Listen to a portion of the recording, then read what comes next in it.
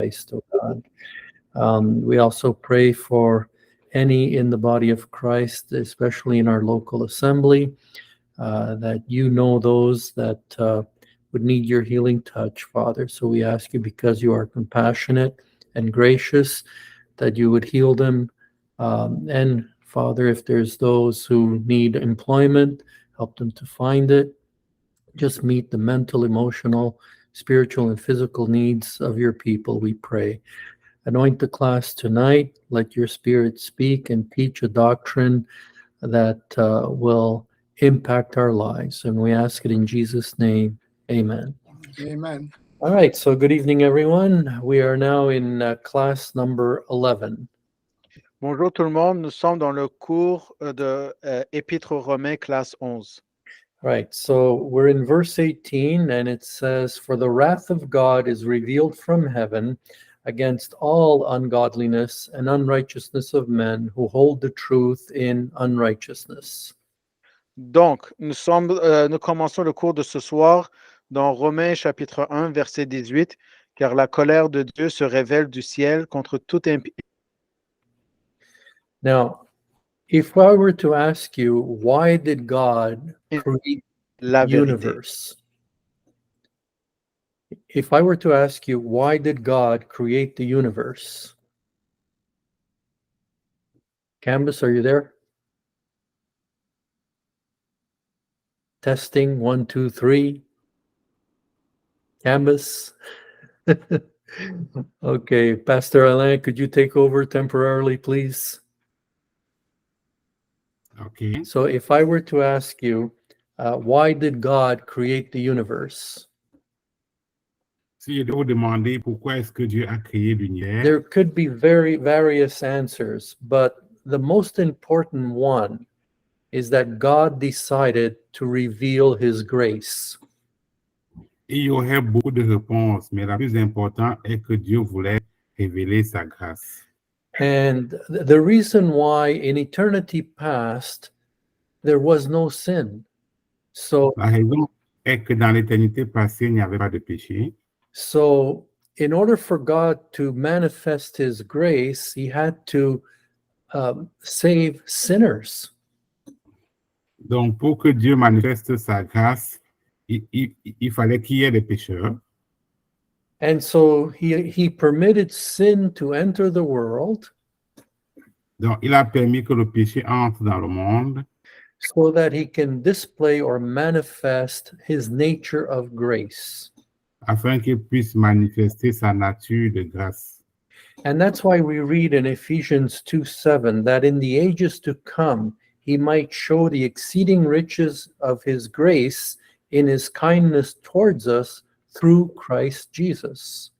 Donc, c'est pour ça qu'on peut lire dans Romains chapitre 1, le verset 18, qu'il a manifesté sa grâce à travers Jésus-Christ. So, Canvas, are you back? No. Well, so we Yes, he's there. Cambise. Can he translate, or you want to? Hello, can you hear me? Yeah, I can hear you.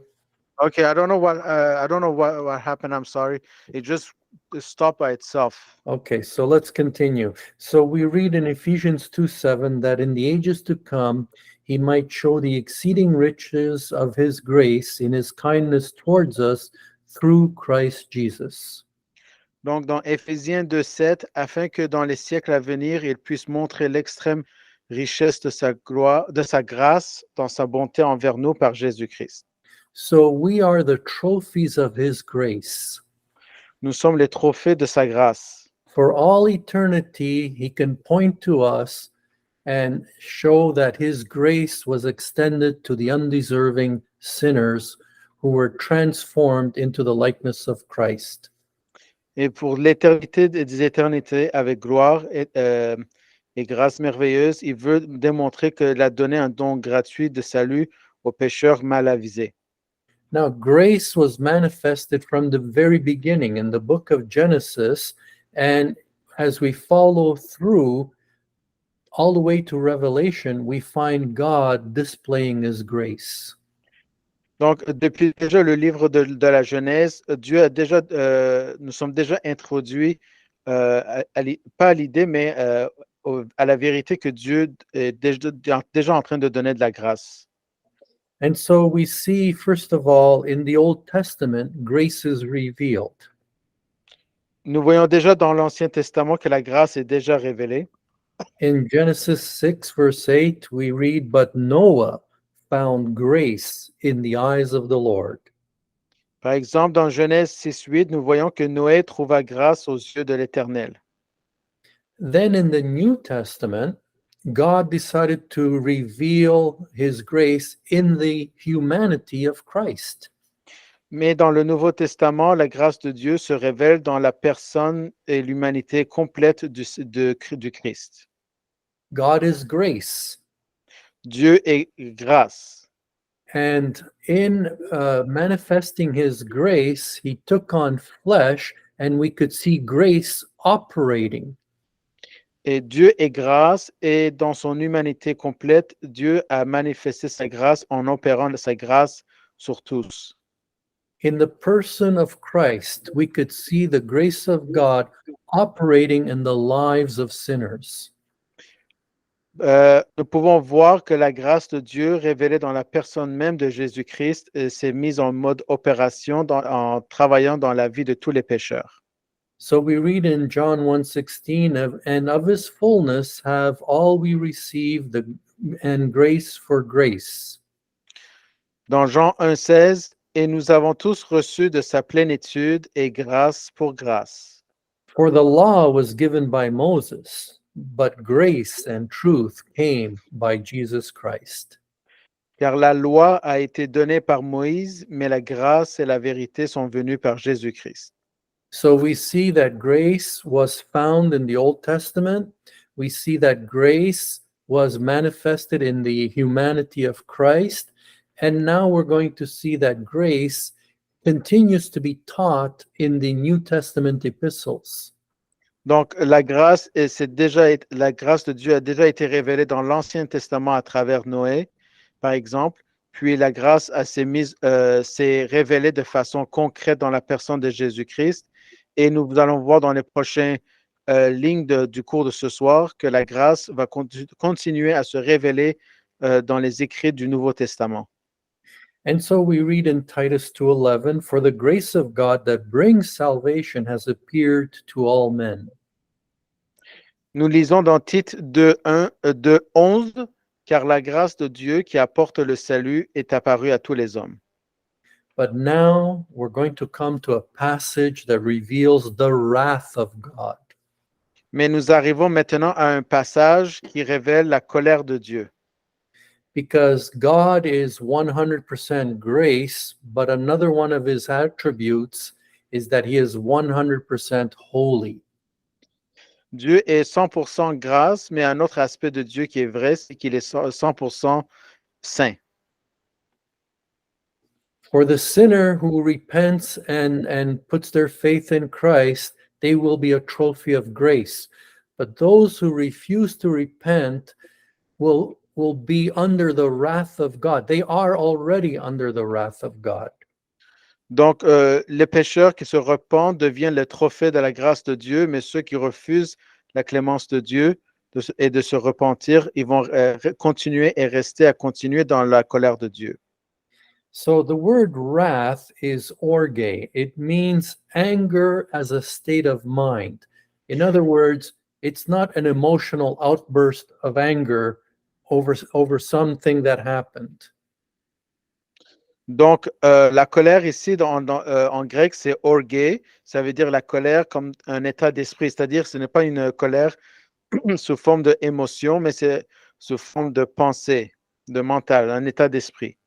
So that's why when the Bible speaks of the wrath of God, it also mentions that God is very slow to anger, giving man time to repent.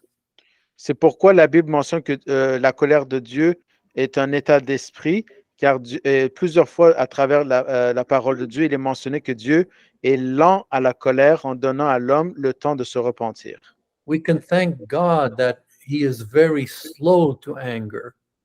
Nous pouvons remercier Dieu et rendre grâce à Dieu qu'il est lent à la colère. and that because he is slow to anger, he is giving us opportunity to repent. Et parce qu'il est lent à la colère, il nous donne l'opportunité de se repentir. We read in Joel 2:13, "Rend your heart and not your garments. Return to the Lord your God, for he is gracious and compassionate, slow to anger, and abounding in love, and he relents from sending calamity." Donc, nous lisons dans Joël 2:13, déchirez votre cœur et non vos vêtements, revenez à l'Éternel, votre Dieu, car il est miséricordieux, lent à la colère et plein d'amour, et il s'apaise d'envoyer des calamités. So he was telling the people of the Old Testament, don't just tear your clothes as a symbol of repentance. Do the real thing. Repent. Donc, le prophète Joël disait à ses concitoyens d'Israël, de l'Ancien Testament, ne déchirez pas seulement vos vêtements en forme symbolique, mais déchirez aussi, faites le vrai repentir. So if men do repent, then God is gracious and compassionate and slow to anger, and he will not send calamity. Si les hommes se repentent, Dieu est miséricordieux et compatissant et lent à la colère et n'enverra pas de calamité.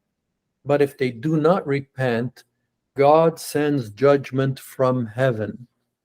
Mais s'ils ne se repentent pas, Dieu envoie des jugements du ciel.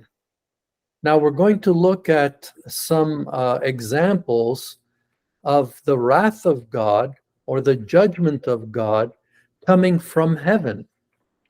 Maintenant, dans les prochains versets, nous allons lire que Dieu a envoyé des exemples de sa colère venant du ciel. In other words, the wrath of God originates from God's throne in heaven. C'est-à-dire qu'originellement, toute la colère de Dieu vient toujours de son trône du ciel. The wrath of God is not just reserved for the white throne judgment and the lake of fire to follow. Car bien sûr, la colère de Dieu n'est pas seulement réservée pour les jugements derniers et le jugement du grand trône blanc. He has already sent his wrath many times from heaven to this earth, as we're going to see.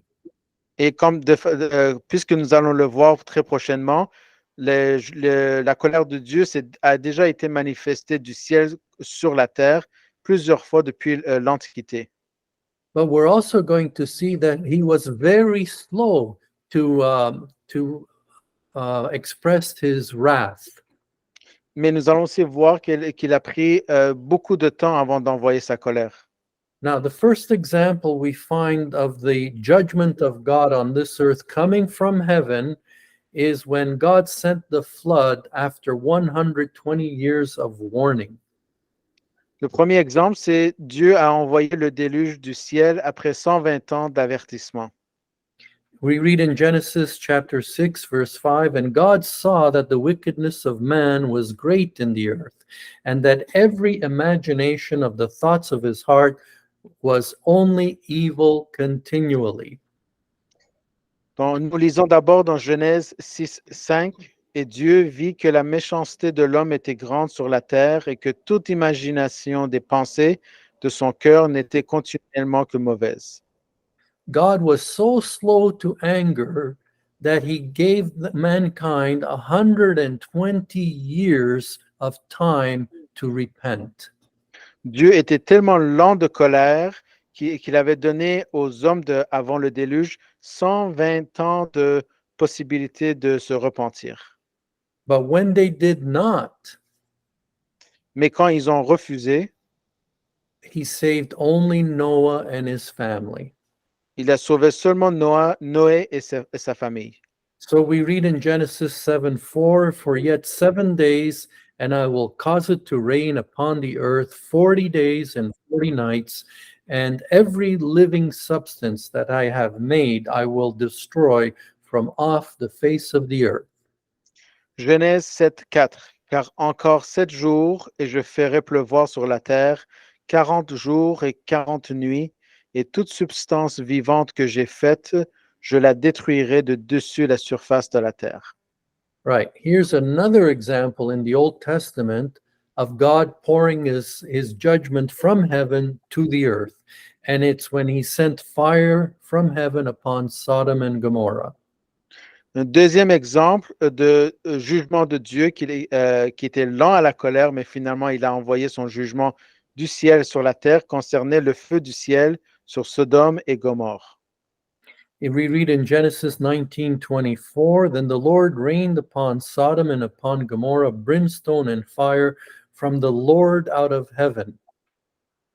Nous lisons dans Genèse 19, 24.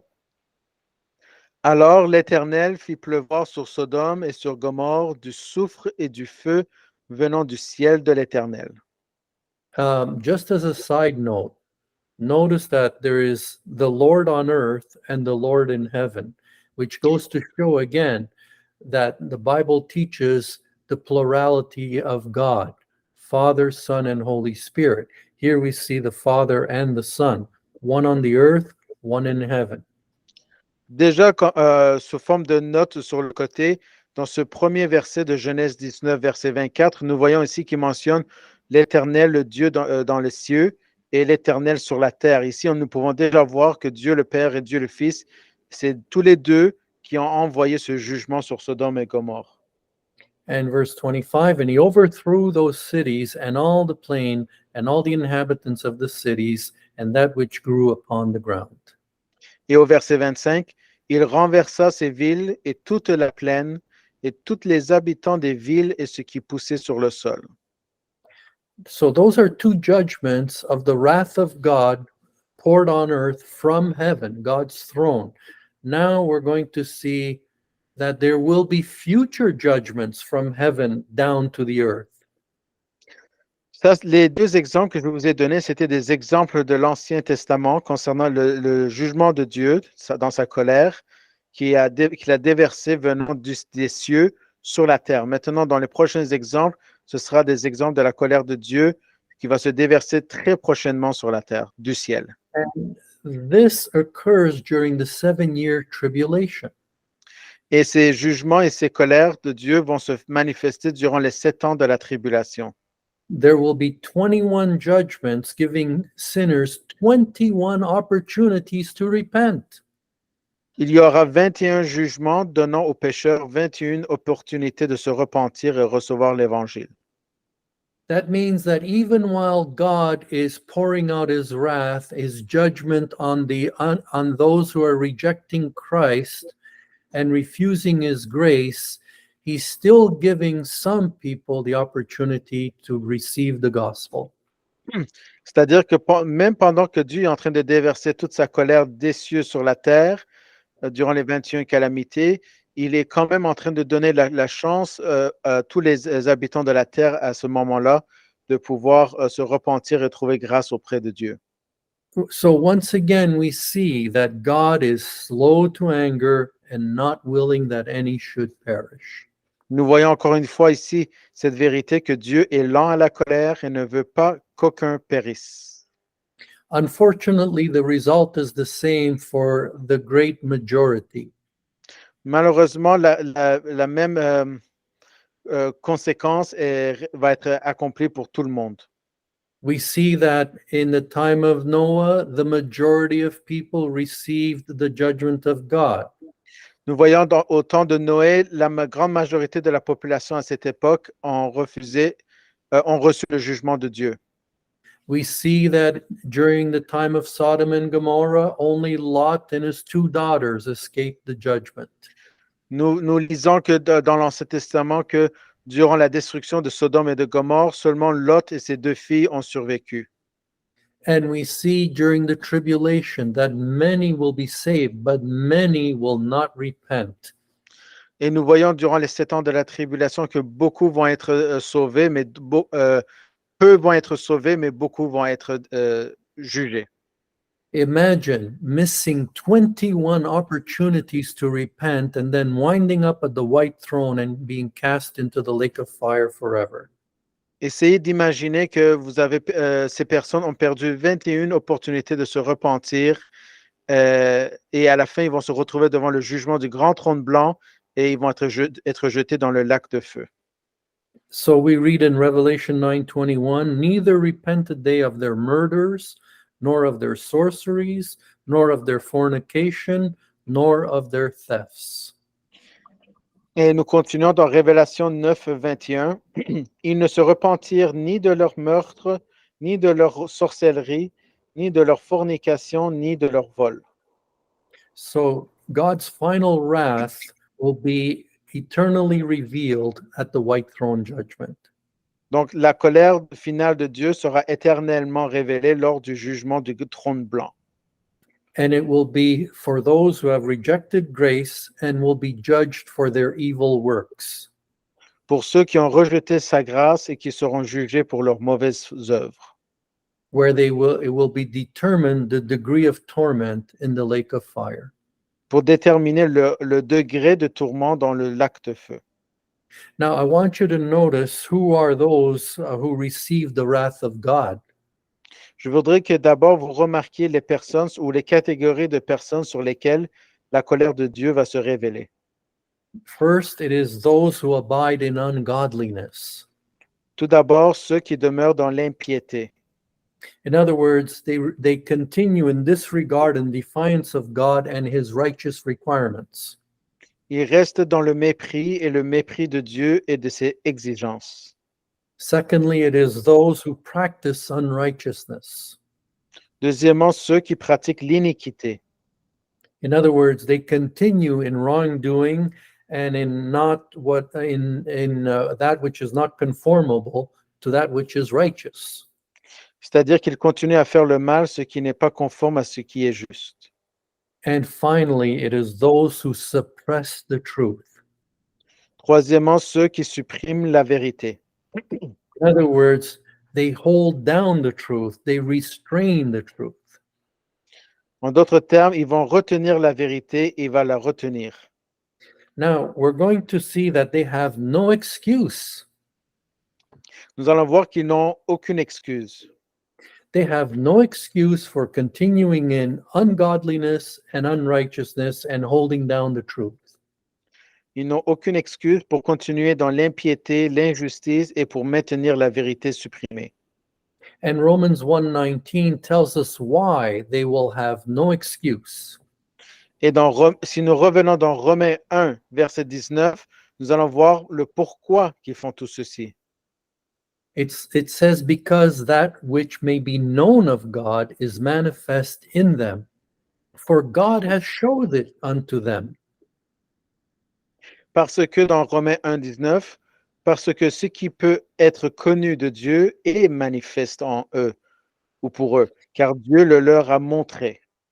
And in verse 20, for the invisible things of him from the creation of the world are clearly seen, being understood by the things that are made, even his eternal power and Godhead, so that they are without excuse.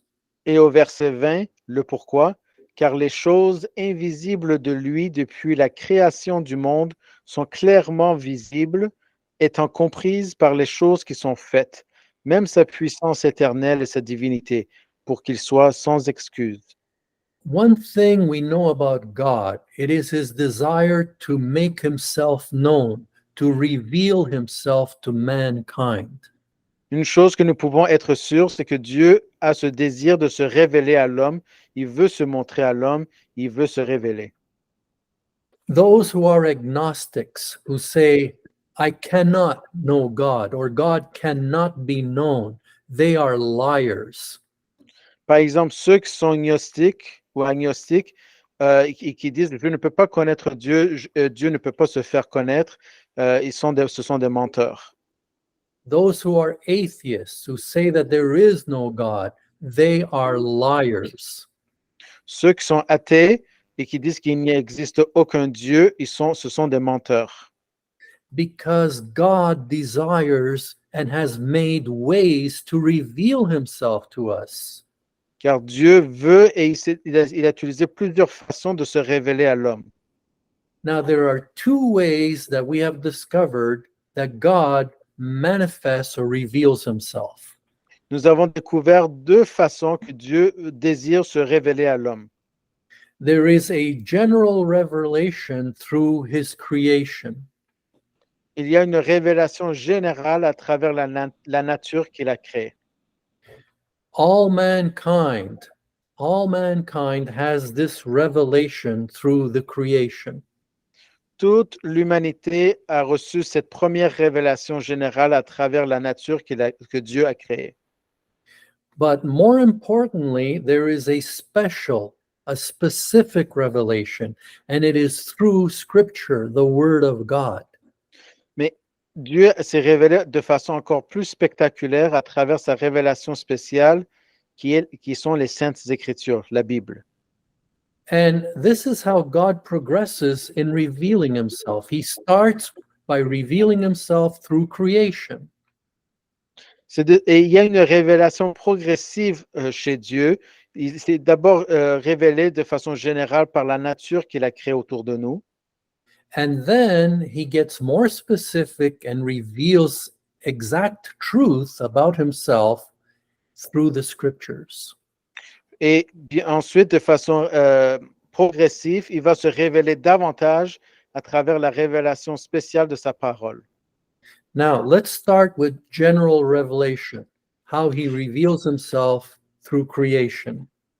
Commençons d'abord par la révélation générale de la nature. Comment Dieu se révèle par la nature? He reveals two things about himself through the creation. Dieu se révèle deux choses de lui-même à travers sa création. Number one, creation reveals the existence of God. Premièrement, la création révèle l'existence et la puissance de Dieu. Number two, creation reveals the power of God. Et deuxième révélation, la nature révèle la puissance de Dieu. In other words, the revelation through creation of the universe reveals that there is a supreme being. En d'autres termes, la révélation de la nature sur Dieu, c'est-à-dire de la création de l'univers, va révéler qu'il existe en effet un être suprême et supérieur à l'homme. And that he is superior to mankind. C'est un être suprême et supérieur à l'homme. The beauty of his creation and the wonder of his creation shows that he is also very wise. La beauté et l'émerveillement de la nature autour de nous démontrent que c'est un être très sage. And the maintenance of this creation, that it doesn't fall apart, shows that he is very powerful, not only in creating it, but in maintaining it. Et la façon que la nature ne tombe pas en morceaux ou ne se autodétruit pas révèle que c'est un être surpuissant. Now, those who do not know God often refer to him as a higher power. Souvent, ceux qui ne connaissent pas Dieu vont toujours référer Dieu comme un être supérieur ou une puissance surpuissante. When they call him a higher power, they are realizing that he is wiser and stronger than they are. Et souvent, quand ces êtres ne comprennent pas Dieu ou ne le connaissent pas Dieu et qui disent que c'est une puissance éternelle, ils sont en train en réalité de révéler qu'ils ont réalisé qu'il y a Dieu. But it also reveals that we are inferior and therefore we were designed to submit to this higher power. Et par cette déclaration, il révèle que l'homme doit se soumettre alors à Dieu. So let's continue on the power of this superior being. On a large scale, there are universes upon universes that he has created. Continuons notre étude de la création. Par exemple, par la science, il nous a démontré, Dieu, à grande échelle, qu'il y a des univers sur des univers.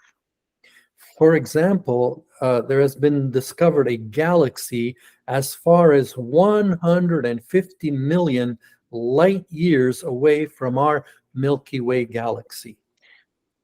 Par exemple, l'homme a découvert qu'il y a l'existence d'une galaxie qui fait à peu près 150 millions d'années-lumière de diamètre, je veux dire de distance, cette galaxie de notre Voie lactée. Think about that. 150 million light years. How big is this universe? Juste réfléchissez, 150 millions d'années-lumière de distance, c'est la taille de cette galaxie. And by the way, God is bigger than this universe. If this universe is so humongous, God is bigger. Par exemple, puisque cet univers est gigantesque, donc Dieu est encore plus gigantesque que cet univers.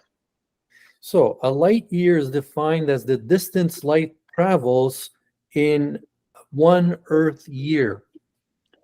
Donc, par définition, une année-lumière est l'équivalent d'une distance parcourue par la lumière en une année terrestre. Now, watch this. Light travels at 300,000 kilometers per second. C'est-à-dire que la lumière voyage à 300 000 km par seconde. If you want to put it in miles, it's 186,000 miles per second. Ou si vous préférez en miles, la lumière voyage 186 000 miles par seconde. Now, multiply 186,000 miles per second by 150 million light years. The size of this universe is just unfathomable. Maintenant, multipliez 186 miles par seconde fois le 150 millions d'années-lumière qui composent cette galaxie. Et regardez à quel point il est immense. Now, on a smaller scale, there's a universe made up of atoms. À plus petite échelle, il y a un univers d'atomes. So if you weren't impressed by the size of the universe, let's see if we can be impressed by what's happening on a smaller scale. Donc, si vous êtes déjà vous êtes émerveillé par l'univers à grande échelle, maintenant je vais vous démontrer qu'il y a déjà avec nous un univers à plus petite échelle.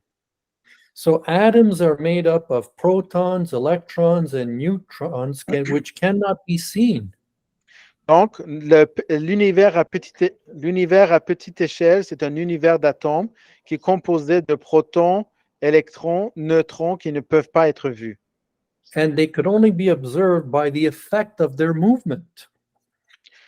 Mais ils sont observés par les effets du mouvement des atomes seulement qui peuvent être vus. So when you put all this together, the larger scale of God's creation and the marvel of the tiny universe of atoms, there is no excuse to not believe that God exists and that he is more powerful than mankind. Donc, si vous mettez ensemble la création entière à grande et à petite échelle ensemble, vous allez voir que la création témoigne de Dieu qui fait l'homme qui est sans excuse. The observation of creation, whether on a large scale or a small scale, should drive man to acknowledge his frailty or his weakness in front of an all-wise and all-powerful creator.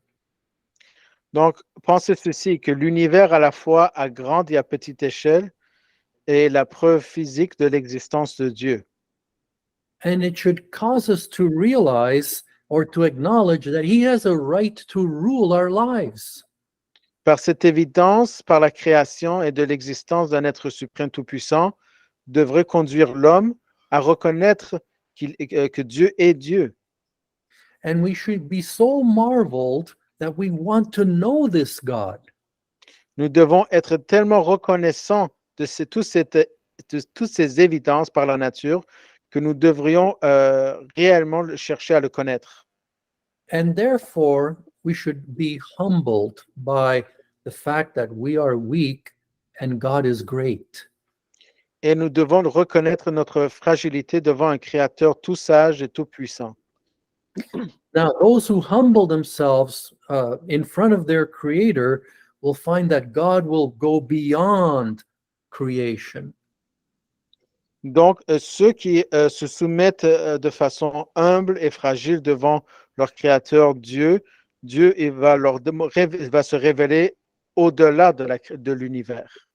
In other words, God starts revealing himself to us through the creation, but if we humble ourselves, he will go beyond creation to reveal himself through his word. C'est-à-dire que ceux qui, par l'humilité, vont reconnaître Dieu dans leur vie, va trouver que Dieu va aller bien au-delà de la création, qu'il révèle Dieu par une révélation générale de lui-même à travers la création, par une révélation encore plus spécifique de lui-même par la parole de Dieu. Because it is through his word that he begins to give more specific revelation of his character and nature and of his plans for mankind. Donc, c'est réellement par sa parole qui est une révélation spécifique de Dieu, que Dieu va se révéler encore de façon encore plus spectaculaire qui il est ainsi que son caractère à tous ceux qui s'humilient devant lui. So it takes humility and meekness in order for God to reveal himself because he resists the proud.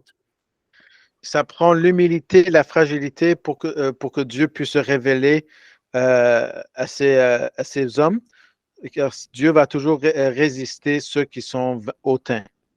That's why we read in Psalm 25:9, the meek will he guide in judgment, and the meek will he teach his way.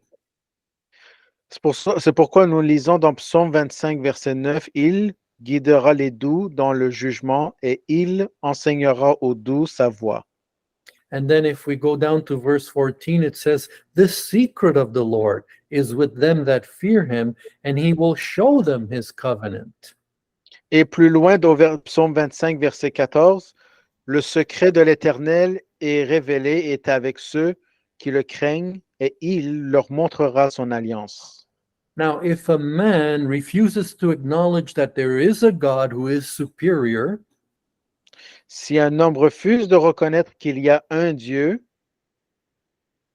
who is supreme, qui est un être suprême, and they refuse to submit to God's right to rule over them, as a creator has a right to rule over his creation, et refuse de se soumettre au droit de Dieu de régner en tant que créateur sur sa création, then that man will be without excuse when he is brought into judgment. alors cet homme sera sans excuse lorsqu'il sera amené en jugement. In fact, that man is continuing in the same sin of Adam, the original man. Dans le fond, cet homme va continuer dans le même péché que Adam, l'homme originel, avait commis. It says in 1 Timothy 2:14, and Adam was not deceived, but the woman being deceived was in the transgression. 1 Timothée 2,14, et Adam n'a pas été trompé, mais la femme trompée était dans la transgression. So it says that Adam was not deceived. Il dit par exemple qu'Adam n'a pas été trompé. It means that when he ate of the forbidden fruit, he made a willful decision. Mais en réalité, c'est en mangeant le fruit défendu, c'est là qu'Adam a pris une décision qui est délibérée. A willful decision to be independent of God and independent of God's rule over his life. Une décision pour être indépendant de Dieu et diriger sa propre vie. So it is only to the humble, only to the meek, that God reveals his true nature through his word. C'est seulement aux humbles que Dieu va révéler sa vraie nature à travers sa parole. Which means we must come to faith in Christ because the Holy Spirit has humbled us. C'est-à-dire que nous devons d'abord venir à la foi en Christ parce que le Saint-Esprit d'abord nous a humiliés. By nature, we are not humble. Par nature originelle, nous ne sommes pas humbles. Before God can save us, he must humble us because it's not in our nature to be humble. Avant que nous puissions être sauvés, Dieu doit nous humilier car nous ne sommes pas de façon naturelle des gens qui acceptent de s'humilier. Now, the unrepentant refused to become humble. Donc, les non-repentants refusent de s'humilier. But those who repent, it's because they have humbled themselves through the convicting work of the Holy Spirit. Mais ceux qui sont humiliés, ils ont été par le travail du Saint-Esprit qui les a amenés à réaliser leur péché et leur vie. Because Jesus taught us that when the Holy Spirit would come, he would convict the world. Car le Seigneur Jésus-Christ nous avait enseigné que quand le Saint-Esprit va venir sur la terre, ce sera pour nous convaincre de péché et d'incrédulité, de manque de justice. Yes, the Holy Spirit will convict an unbeliever that they lack righteousness and that they are lacking faith in God. Parce que le Saint-Esprit va chercher à nous humilier en nous convainquant que nous sommes pécheurs de péché d'incrédulité et de manque de justice. This is the pre-salvation work of the Holy Spirit, to convict us of our unrighteousness and sin of unbelief. C'était le travail avant le salut qui est pour le Saint-Esprit d'abord de nous convaincre de péché et que nous avons besoin du Sauveur afin que nous puissions, c'est-à-dire de nous humilier avant que nous puissions accepter le Christ et être sauvés.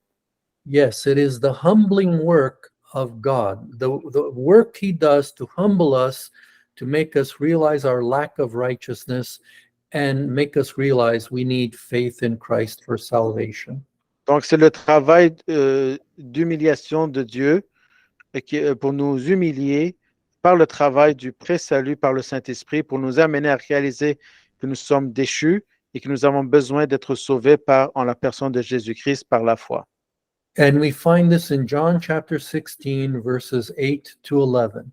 And when he is come, he will reprove or convict or convince the world, that means unbelievers, of sin and of righteousness and of judgment. Donc, nous lisons dans Jean 16, 8, « Et quand il sera venu, c'est-à-dire le Saint-Esprit, il convaincra le monde, c'est-à-dire les pécheurs, de péché, de justice et de jugement. » Of sin, now here's the major sin, because they believe not on me. De péché, et ça c'est le péché originel, parce qu'ils ne croient pas en moi. Of righteousness, because I go to my Father, and ye see me no more. De justice, parce que je vais vers mon Père et que vous ne me voyez plus. Of judgment, because the prince of this world is judged. De jugement, parce que le prince de ce monde est jugé. Now, once we are saved, because we have put our faith in Christ, then God begins to open up our understanding to more and more truth, to understanding his nature, to understanding his salvation, his redemption, his grace, his mercy, his kindness, his holiness. Une fois sauvés, Dieu va nous donner la compréhension et l'opportunité de connaître sa nature, son salut, sa grâce et toutes les richesses que sa grâce apporte. And he does it through his word. Et il le fait à travers sa parole. So there we have it. He begins to reveal himself through nature, through his creation. Voilà la séquence. Il commence d'abord à se révéler par la nature qu'il a créée autour de nous. And then he proceeds to reveal himself through his holy word. Et par la suite, il va se manifester ou se révéler à travers sa parole. So God desires to reveal himself. Donc, dans les deux cas, Dieu cherche ou désire à se révéler. He wants us to know him. Il veut qu'on le connaisse. He wants us to have a relationship with a God that we know. Il veut que nous ayons une relation avec le Dieu que nous connaissons. Because the world in their religion is worshiping a false God, not a God, the God of the Bible. Car le monde, dans son péché de fausse religion et de fausse divinité, adore les faux dieux. In Acts chapter 17, Paul told the Gentile Greeks that they were worshiping a God they did not know. Par exemple, dans Acte 17, l'apôtre Paul était en train de prêcher aux gentils, c'est-à-dire aux non-juifs grecs, qu'ils étaient en train d'adorer un Dieu qu'ils ne connaissaient pas. They had built an altar and titled it to the unknown God. Et les Grecs avaient construit une autel de sacrifice et il avait écrit même dessus l'autel pour le Dieu inconnu. And that was true. They did not know God. Et c'était vrai, ils ne connaissaient pas Dieu. And God sent Paul to teach them about the God they did not know. Et Dieu avait envoyé l'apôtre Paul, son serviteur, pour enseigner aux Grecs justement qui est ce Dieu inconnu. Because that's what eternal life is all about, knowing God. Car c'est ça qui est la vie éternelle, de connaître Dieu. You were saved to know God and to have a relationship with a God that you know. Vous aviez reçu le salut et été sauvé dans le seul but que de connaître Dieu et de connaître le Dieu que vous connaissez. In his high priestly prayer in John chapter 17, verse 3, Jesus prayed, "This is life eternal, that they might know thee, the only true God, and his Son, Jesus Christ." Ça, c'était la prière du grand prêtre que le Seigneur Jésus avait dit dans Jean 17, que ceci est la vie éternelle, de te connaître Dieu mon Père et de connaître Dieu le Fils, ton Fils que tu as envoyé. It is God's desire that we know him. C'est Dieu qui désire que nous le connaissions. That is life eternal. C'est ça la vie éternelle. Life eternal is not just existing forever. La vie éternelle, il ne s'agit pas de rester vivant pour toujours. Yes, we will exist forever because we have eternal life, but the whole purpose is to know God and have a relationship with him forever. Oui, nous allons réellement physiquement vivre pour toujours, mais ceci a pour but de pouvoir avoir l'éternité pour connaître Dieu et d'avoir une relation éternelle avec lui. Now, God is making himself known to those who are saved through his word. Et Dieu est en train de chercher à se faire révéler à ceux qui sont prêts à être humbles à travers sa parole. But 1 Corinthians 13 says, we know dimly. In other words, we don't yet know God as we ought to know. Mais déjà dans 1 Corinthiens, il mentionnait justement l'apôtre Paul que nous pouvons connaître Dieu, mais de façon peu, très très peu. So we are beginning to know God, and this is why it's such a beautiful thing to study theology. Nous commençons à connaître Dieu de façon petit à petit, et c'est très merveilleux de pouvoir commencer les cours théologiques. Because we are in theology, we are studying the nature of God and his plan of salvation. Non, can you repeat, In Pastor? I didn't hear that. You theology, just stopped. we're starting to know God and his work of salvation.